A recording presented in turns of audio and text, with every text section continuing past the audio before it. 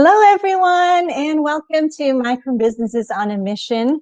Today, I am so excited to introduce to you a woman who actually is the one to blame for me doing this Facebook Lives. She's amazing. She's a fellow Filipina. She's a mom of 8, and she's also a business owner and on a mission, and a very ambitious and much needed mission to transform, to rebuild culture one woman at a time. So without further ado, I am going to invite January Donovan to join Thank me. Hi. you. Thank you, Emmy. What a pleasure to be here. Thank you for having me and for the privilege to be able to share this mission. My goodness. The pleasure is all mine, January. I mean, I know you are busy right now, but I will let you do the introduction. So why don't you share with everyone who you are, and then we can talk about your business later. Oh, well, my name is January Donovan, and I am a mom of 8. I just had my 8th baby, actually almost a month ago. So he came Oh 5 my weeks gosh. early. So that was just a real gift. I am a business by default. And what I mean by that is that I have dreamt of really, this concept of can we truly rebuild the culture of women? And by default, it brought me to the world of business, which is the fastest way to really create impact in our culture. So I think the best way to describe who I am is that I'm a student of the woman, of the world. I teach because I think I need it the most. So I'm the founder of the Women's School, and we've built it's a really how-to school for women. And the idea is that if we can build one woman's worth at a time, then we believe we can create and rebuild our culture and really impact the next generation. So it's exciting. That is exciting and very, very ambitious. Now, you've been doing this for a couple of decades, maybe? Yeah, more than 20 years. And, I didn't understand what I was doing in a sense that I felt like I was the one who needed this mission the most. And so I just went on this rampant mission to study women, to study myself, just to study how we can give women tools. And so I started doing it in college. We would create conferences. And I remember doing this what is it called? Jubilee celebration for women, where we got all the Mhm. women there and celebrated their gifts and their talents. And it just kind of snowballed into conferences. And here I am, 20 years later, I'm still doing it, 8 kids later, stumbling my way through it. But Wow. it's been the gift of my soul, because I think the privilege to see the heart of women has been the gift that I feel like I've been privileged to.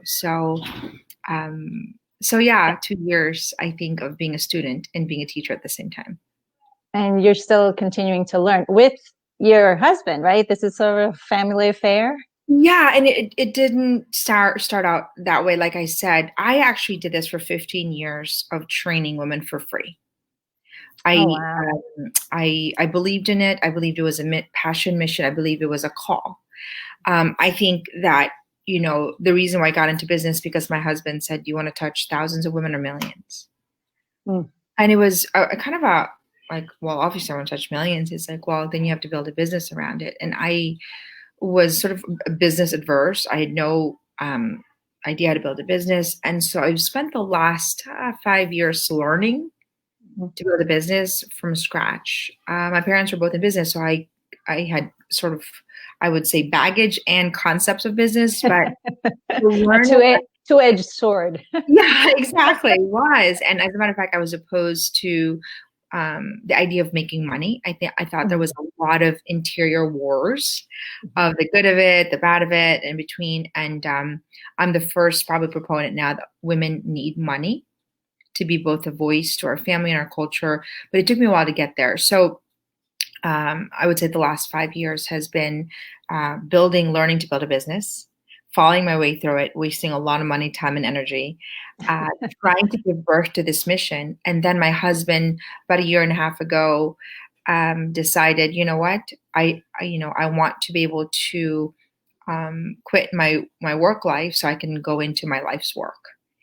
And he That's has always profound. believed, yeah, he always believed in this mission. We're a student of our own work. So, you know, it was kind of a strategic plan. And I'm telling you, he's the man behind this mission. So behind this, the woman's school is a man. Yeah, truly. And I think it's because he's given me the wings to fly. And I don't know if you've read Rocket Fuel, and it's really about the two different pillars of business, the two and he's been my other pillar, and we need it in business. So Well, it seems to be working because you're reaching a lot of people. And from the feedback, I know someone in England, and they've, through me, I've introduced them to your program, and just the feedback is incredible. And so your husband was right, I guess, that building a business is a way to reach more people and have more of an impact. Is that? yeah. And that was a concept I learned, through the years, is that I remember Richard Branson, and he's obviously, spearheads. He's as an entrepreneur that's followed by many, but he said, the fastest way for social change is to build a business, social change. And that really kind of blew my mind. I heard that maybe five years ago, because my mission, I felt as though was, personally, was to say, how can we change the world of women so that we have the freedom to become a voice of accountability, a voice but free, but I thought business, I just didn't It didn't seem right. Yeah. It's not intuitive. No. And I do think that, it's something that by default I had to do because I was passionate about it. So, we're now in 14 countries. We have 130, I think, 14. business partners. Yeah, and that happened really just in a year. I wouldn't say a year and a half. And in terms of the business, I don't know if you heard the story of the bamboo tree, the Chinese bamboo tree, where you pour water on it for 6 years and nothing comes out. And I felt like that was me. And I was like, when does it ever come out? And so, I just kept that dream alive. And, I had to change in order for the business to change. That's the biggest thing. And so within a year, we have 130, I think, business partners in 14 countries. Now we're releasing the women's school in Espanol. We're releasing the man's school, and it's really growing like wildfire. We're exponentially, and I keep thinking, I'm like, I had babies back to back. I had a baby this August last year, and then this year, I'm like, only God can do this, because it was like you just had your 8th last month, and here you are. I mean, this is incredible. And then I had. You don't look it. Oh, thank you. It's strategic. I'm seriously like, I like tie myself. I'm like, and my daughter this morning, she's like, Mom, why do you put makeup on? Because I was just, I was like, I've got 10 minutes. He said, because I present myself to the world in my highest and best self. That's it. Like, it doesn't make you less beautiful or more beautiful. She was 5. It's just a presentation. So it was. And for some, it's an act of charity, right? No, you're right. It really is. It's an act of charity, and it's more of a sacrifice. So right. Well, for me, it's the same. But I'm not. I think we have so much in common. You're a Filipina, you're a mom, and you're building a business, and both of our businesses have a social mission. So I just feel like there's so much. I have half the children you have, so I can't say anything. Well, that's still a lot. Yeah, that's a lot. But I think what you're telling me is that it became a perfect storm, right? The world was needing this, and it just didn't happen until a year ago. And then look at the pandemic. Everybody's online. I mean, your business is essentially either online now or probably mostly online, right? You don't do phone calls or anything. It's online. Yeah. So it's like the perfect storm, right? And people there's the need for it. There's a hunger for it. And in the platform that you use is so accessible. Anyone in any country can access your program and immediately benefit from it. Yeah, you're right. And I think, I have to reflect really on what's happening this past year, but I think that women are ready for a new woman. Yes. And they just don't know it. Yeah, but we've never been taught. I think we're tired. We have the data of what it's like to be depleted. Like there's so much, that we already can quantify of burnout, of stress, of anxiety. And I think we're ready for a shift of, okay, I know that it doesn't work. I know that achievement for the sake of achievement doesn't work. It's not just about making money. It's not just about, having 1 million followers. It's not just about writing a book. It's actually because what the Women's School offers is the whole woman. And I think we're starting a new narrative and a new conversation that success has to be integrated. And I think that's why women are hungry for, I would say, that level of depth. It's like, wow, I've been robbed, and that's why I think women are gravitating to it, because I think they see both their wound and their resurrection in what it's possible. So It's very hopeful. I mean, I personally, I'm not going to go into detail, but a mutual friend of ours introduced me to your program. And if you had asked me then if I would ever do Facebook Lives, the answer would be like, "Are you crazy?" And now I'm not perfect. I'm totally not. I'm the same woman, but I know I have a mission, and I know that I can contribute to the world, no matter how imperfect or small my contribution is. It's still an impact, that's so so beautiful. That's what it's about.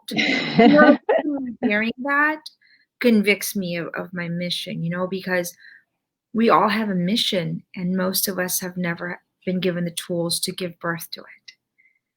And just to hear that, thank you for saying yes. Well, thank you. I'm supposed to ask you, like, how does your business make this world a better place? That's like the last question. It's a no-brainer. I don't think I've ever seen a program that has your specific mission and specific way of achieving that mission, which is, I think, very much needed and effective if you do the work. I mean, that's the key, right? Yeah, it's not. Well, I think that it's just like business. You have to do the work. You have to do the calls. You have to, you have to do the labor, right? Mm-hmm. So you have to work at it in order for it to work on you. So I think that the fruits are what's really giving me so much hope, and it's giving women permission to dream again. Like what you're saying, it's giving women to show up. It's what constantly blows my mind is how lasting the impact is. And I think when women do the work and they are given the real tools, they can create transformation. It's not just motivation or empowerment. Mm-hmm. It's about equipping the whole woman. And that's what I really saw, Emmy, was the robbery. It's like, you can go for it, you can dream. It's about women's empowerment, and which is good. But now the grunt work, which is the equipment, which is the skill work, which is the behind the scene work, which, as you know, as a business owner and entrepreneur, it's exciting and all this fun stuff, but then the labor behind is where it all happens. And that's the same thing with this work. So Right. But the fruits are more than just, I think because it's such an integrated way of doing it, that you see the fruits are multiplied. So I think you don't see half the fruits when people tell you about things. There are more that they just can't put their finger on it, probably. Yeah, and that's part of the struggle, I think, is because that we have no language for the things that we're struggling or the things that we desire, and the Women's School just gives language for it. And I think so much of our battle is just recognizing what it is and then how to replace it. And I think secondly is that a lot of programs, I think, when I was studying, is that it only honored parts of the woman. Mm-hmm. It only honored the accomplishment, or it said motherhood was it, and there was almost a war between work life and homeland balance. And I thought, well, how could the very core of who I am as a mom be in conflict with my mission, be it at home or outside my home, simultaneously, or different season? It can't. And how my mother affects how I show up at work, my relationship, my friendship, my environment, it's so interconnected. And the fact that it hasn't been connected for us, or we haven't been taught, is the reason why all our life is a roller coaster. I mean, to think that our work life doesn't impact our intimacy and our environment is such a robbery. So I think that's why women are saying, wow, every part of me matters. And not just what I achieve, or it's not a badge of honor. I am valuable as I am, integratedly. So you can tell. Well, I love your mission. I love your message. And I think if I was asked what I got most from your program, and it's a lot. But the one thing that really stood out was hope. Yeah. I think a lot of people are desperate for help. They don't know where to look. And for me, your integrated approach was the one that really struck me as very unique and very authentic to what women need. So thank you for giving women hope. Thank you for giving me hope. Thank you for giving all the people that I've told you about hope. And I really wish you and the Women's School more power. You're probably not going to be a micro business soon, because you're just growing and growing. Yeah. But you started out as a micro business. Well, I think that I always tell, I said the work is so individual.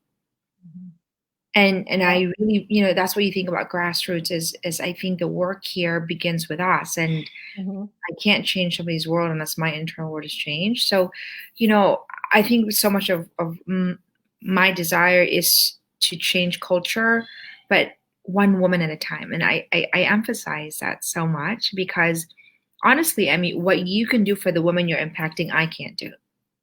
That's I think true. that we're called to, to impact, our little tribe, our little community. And I'm seeing that because we're putting in a corporate leg, and, these women are, I mean, I had this one lady who just launched a group of to the masterclass, and I think she had 60 women. But honestly, the reason why she was there in this one group is because the women really gravitated to who she was. It wasn't a January Donovan show, nor do I ever want it. And that I think is important, because I think that our mission is so unique that I can't do what you do, what she does. And I think if we stay true to the fact that we have an individual mission, but collaboratively rebuilding our culture, I think we can shift the crisis of women in one generation. And I know absolutely. Absolutely. Absolutely. And I'm looking forward to everything you're planning for this year. I know you've got a lot of things for kids and men, and it's just wonderful what you're doing. Thank you so much, January. More power to you all. And I'm really amazed that you were able to join us today, especially with a newborn. Thank you so much. Thank you. All right, everyone, join us again next. All right, bye. Thank you, January. You're most welcome.